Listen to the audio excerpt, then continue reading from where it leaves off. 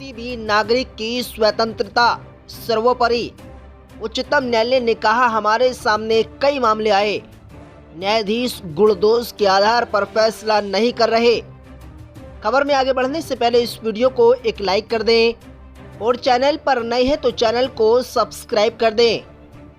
आपको बता दें, उच्चतम न्यायालय ने कहा है कि किसी भी नागरिक की स्वतंत्रता सर्वोपरि है और इससे संबंधित मामले में शीघ्रता से निर्णय नहीं लेने से व्यक्ति संविधान के अनुच्छेद 21 के तहत प्रदत्त इस बहुमूल्य अधिकार से वंचित हो जाएगा।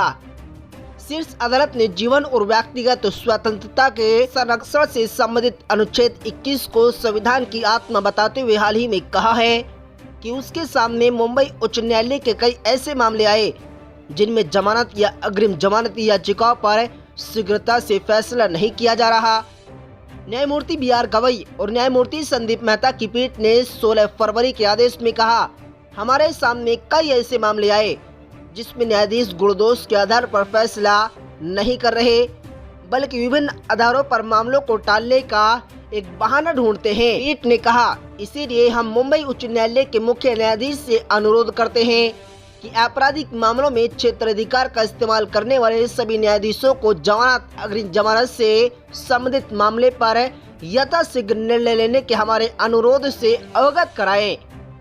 पीठ ने कहा, यह कहने की आवश्यकता नहीं है कि अनुच्छेद 21 भारतीय संविधान की आत्मा है, क्योंकि एक नागरिक की स्वतंत्रता सर्वोपरि है।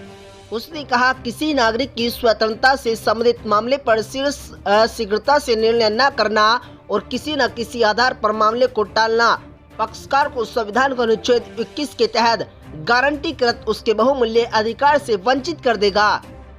पीठ ने शीर्ष अदालत के रजिस्ट्रार न्यायिक से कहा कि वह उसके आदेश से उच्च न्यायालय के रजिस्ट्रार न्यायिक को अवगत कराए, जो उसे मुंबई उच्च न्यायालय के मुख्य न्यायाधीश के समक्ष प्रस्तुत करेंगे।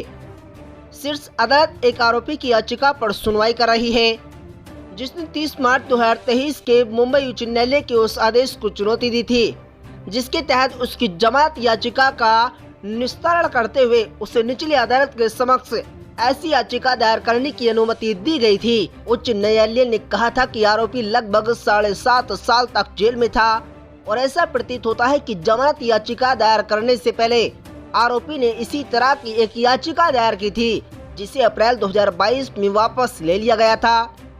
शीर्ष अदालत ने उच्च न्यायालय के पिछले साल मार्च में जारी आदेश को इस साल 29 जनवरी को रद्द कर दिया था और 2 सप्ताह के भीतर गुण दोष के आधार पर मामले का फैसला करने को कहा था।